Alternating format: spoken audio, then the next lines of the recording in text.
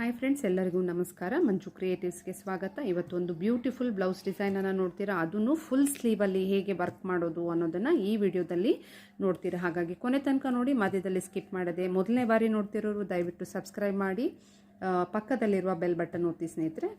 ಈಗ ನಾನು ಇಲ್ಲಿ ಆಲ್ರೆಡಿ ಒಂದು ಸ್ಲೀವ್ಗೆ ಹೇಗೆ ಮಾರ್ಕಿಂಗ್ ಎಲ್ಲ ಮಾಡ್ಕೊಂಡಿರೋ ಒಂದು ಪೇಪರಲ್ಲಿ ಫ್ಲವರ್ ಮೋಟಿವ್ಸು, ಕ್ರೀಪರ್ಸು ಎಲ್ಲ ಬರೆದು ಸೆಟ್ ಮಾಡಿದ್ದೀನಿ. ಅದನ್ನು ಹಾಗೆ ಟ್ರಾನ್ಸ್ಫರ್ ಕೂಡ ಮಾಡಿದ್ದಾಯಿತು. ಟ್ರಾನ್ಸ್ಫರ್ ಅಂದರೆ ಏನು, ನಾವು ಕಾರ್ಬನ್ ಪೇಪರನ್ನು ಈ ಥರ ಕಾರ್ಬನ್ ಪೇಪರಿಂದ ಇಲ್ಲಿ ಈ ಕಾಗದದಲ್ಲಿ ಏನು ಬರ್ಕೊಂಡಿದ್ಯೋ ಅದನ್ನು ಇಲ್ಲಿ ಹಾಕಿದ್ದೀನಿ. ಇದು ಸ್ವಲ್ಪ ದೊಡ್ಡದಾಗಿ ಬರುವಂತಹ ಪ್ಯಾಟ್ರನ್ನು. ಫ್ಲವರ್ ಮೋಟಿವ್ ಇಷ್ಟು ದೊಡ್ಡದಾಗಿ ಬರಲಿಕ್ಕೆ ಕಾರಣ ಈ ಪ್ಯಾಚ್ ವರ್ಕನ್ನು ಯೂಸ್ ಮಾಡ್ತಿದ್ದೀನಿ. ಈ ಪ್ಯಾಚ್ ವರ್ಕ್ ನೋಡಿ ಇಷ್ಟು ದೊಡ್ಡದು ಬರುತ್ತೆ. ಇದಾದಮೇಲೆ ಮತ್ತೆ ಈ ಪೆಟಲ್ಸನ್ನು ಇನ್ನು ಸ್ವಲ್ಪ ಗ್ರ್ಯಾಂಡಾಗಿ ಥ್ರೆಡ್ ಫಿಲ್ಲಿಂಗಿಂದ ಹೈಲೈಟ್ ಮಾಡೋದಿದೆ.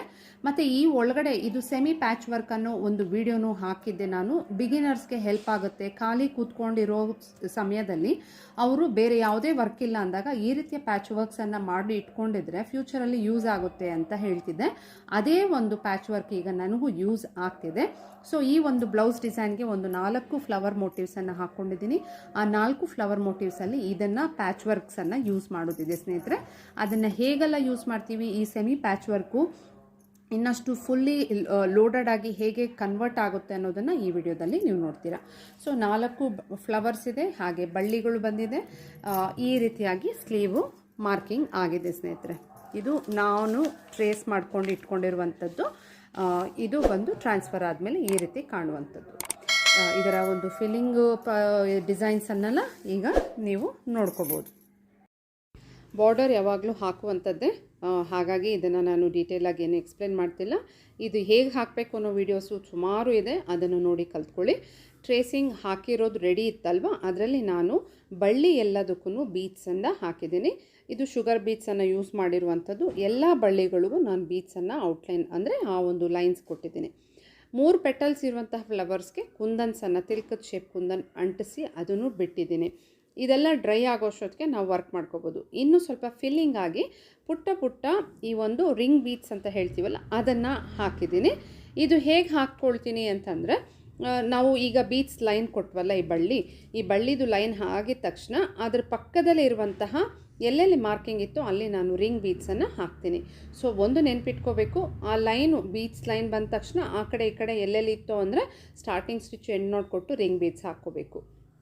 ಈ ರೀತಿ ನಾನು ಬಳ್ಳಿ ಹಾಕುವಾಗಲೇ ಆ ರಿಂಗ್ ಬೀಡ್ಸನ್ನು ಅಟ್ಯಾಚ್ ಮಾಡಿದೆ. ಇನ್ನು ಫ್ಲವರ್ ಬಗ್ಗೆ ಹೇಳಬೇಕಂದ್ರೆ ಪ್ಯಾಚಸ್ಸು ನಾನು ಯೂಸ್ ಮಾಡ್ತೀನಿ ಅಂದಿದ್ದೆ.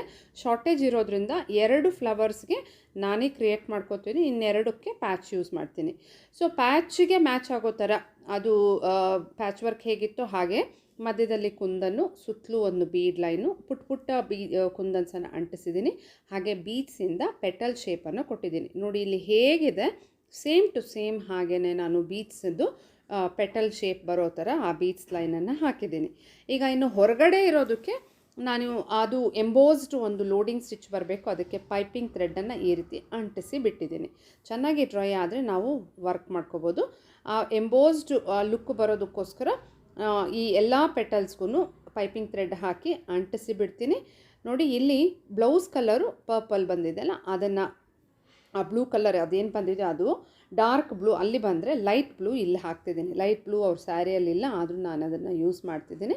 ಸೊ ಇನ್ನು ಆ ಒಂದು ಪೆಟಲ್ಸಲ್ಲಿ ಮಧ್ಯದಲ್ಲಿ ಪ್ಯಾಚ್ ವರ್ಕಲ್ಲಿ ಹೇಗೆ ನಾನು ಎಂಬೋಸ್ಡ್ ಅಂದರೆ ಆ ಒಂದು ಜರ್ದೋಸಿ ಅದೆಲ್ಲ ಹಾಕಿ ಲೋಡಿಂಗ್ ಎಲ್ಲ ಕೊಟ್ಟರೆ ಇದು ಮುಗಿಯುತ್ತೆ. ಇನ್ನು ಲೀಫೆಲ್ಲನೂ ಗೋಲ್ಡ್ ಜರಿಯಿಂದ ನಾನು ಕಂಪ್ಲೀಟ್ ಮಾಡ್ಕೊಳ್ತಿದ್ದೀನಿ.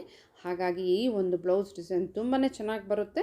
ಮುಂದಿನ ವೀಡಿಯೋದಲ್ಲಿ ಇನ್ನೂ ಕೆಲವೊಂದು ಅಪ್ಲೋಡ್ ಮಾಡೋದಿದೆ ಈ ಬ್ಲೌಸ್ ವಿಚಾರವಾಗಿ. ಅದೇನೆಲ್ಲ ಅನ್ನೋದು ನೆಕ್ಸ್ಟ್ ವೀಡಿಯೋಸಲ್ಲಿ ಖಂಡಿತ ನೋಡಿ. ಅಲ್ಲಿ ತನಕ ಬಾಯ್ ಫ್ರೆಂಡ್ಸ್.